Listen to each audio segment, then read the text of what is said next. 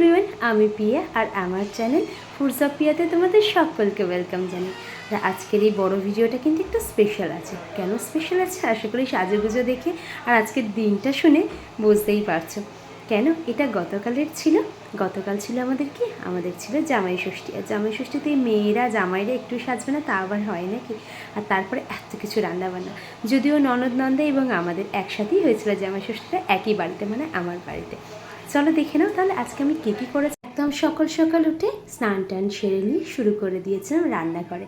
কী কী রান্না করেছি চলো এবার টুকটুক করে দেখে নেওয়া। আশা করি এই পিকচারগুলো দেখে তোমরা বুঝতেই পারছো মোটামুটি বেশ ভালো আয়োজন করার চেষ্টা করেছিলাম। আমি প্রথমে শুরু করলাম, তারপরে ননদ এসে আমি শুরু করেছিলাম ভাজাগুলো দিয়ে। এখানে দেখতে পাচ্ছ প্রথমে একটা কড়াইতে আলু বসিয়ে দিয়েছি, আলু ভাজা হচ্ছে। এখানে অলরেডি এক খোলা ভাজা হয়ে গেছে, আর ঢ্যাঁড়স ভাজা। তারপরে হচ্ছিলো একদিকে পটল ভাজা আর বেগুন ভাজা। এখানে দেখতে পাচ্ছ ডাল সিদ্ধ বসিয়েছি, এটা হবে আম ডাল। তারপরে ওই ভাজাগুলো হয়ে গেলে তার মধ্যে বসিয়ে দিলাম একটাতে কাঁকরোল ভাজা আর একটাতে উচ্ছে ভাজা। ব্যাস, শাকটা কাটা ছিল, ভাজাই হয়নি, ভুলে গেছিলাম। যাই হোক, এখানে মাংসের জন্য আলুগুলো ভেজে নিচ্ছি। তার মধ্যে আমার নন্দাই এসেছিলো আর টিফিনের ব্যবস্থাটা আমার নন্দাই করেছিল, যার মধ্যে ছিল পেটাই পরোটা, আলু কষা আর ছিল একটা করে অমৃতি। চলো টিফিন খেয়ে নিয়ে তারপরে শুরু করে দিলাম আবার রান্নার কাজ। প্রথমে যে আলুটা ভেজে নিলাম মাংসের জন্য, এবার তার মধ্যে কী করলাম, আলুটাকে তুলে নিয়ে সেই তেলের মধ্যেই দিয়ে দিলাম পেঁয়াজটা একটু বেশি পরিমাণে, কারণ এখানে প্রায় 3 কেজি পরিমাণের মাংস ছিল। পেঁয়াজটা ভাজা হয়ে গেলে তার মধ্যে আদা রসুন দিয়ে কষিয়ে একটু অল্প হলুদ আর লবণ দিয়ে ভালো করে কষিয়ে দিলাম। তার মধ্যে মাংসগুলো দিয়ে দিলাম, দিয়ে ভালো করে কষাতে হবে। খাসির মাংস বলে কথা, 1 ঘন্টার কমে কি কষানো হয় নাকি, তারপরে 3 কেজি। আবার সাধারণত আমার ঘরে 1 থেকে 1.5 কেজির মধ্যেই হয়েছে, কিন্তু অনুষ্ঠান হলে 3 থেকে 4 কেজির আগে না কমপ্লিট হয়েই ওঠে না। অনেকগুলো বাচ্চা আছে বলে কথা, তাদের কি আর না বলা যায় প্রতিবার। চলো এবারে শুধু এটাকে কষানোর পালা। আর যে ডালটা সিদ্ধ করে রেখেছিলাম তার জন্য এখানে কিছুটা আম ভেজে সেটাকে ভালো করে স্ম্যাশ করে নিয়েছি। চলো এসে গেছে আমার ননদ সকাল সকাল 10টার মধ্যেই চলে এসেছে। আগে দিয়ে গেছিলো টিফিনটা, তারপরে সাজুগুজু করে পরিপাঠিয়ে চলে এসেছে।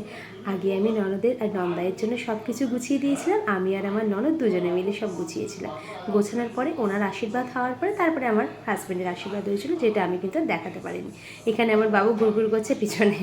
যাই হোক, তারপরে এই শাঁখ বাজিয়ে ওনার আশীর্বাদটা হচ্ছে, আমার শাশুড়িমা এখানে বসে ওনার আশীর্বাদটা করছেন। সেই সময় যদিও আমি রান্না করেছিলাম। আর আশীর্বাদে কী ছিল, ওনারই আনা পেটা পরোটা আলু কষা ছিল, কিছু রকমের মিষ্টি, আর এটা বর্ধমান থেকে আনা হয়েছিল, সেটাও সাজিয়ে দিয়েছিলাম, মানে ধরে দিয়েছিলাম। আর যেটা ছিল টক দই ছিল, কিছু আম মানে কিছু ফল কেটে দিয়েছিলাম, আর কিছু ফল ছিল গোটা।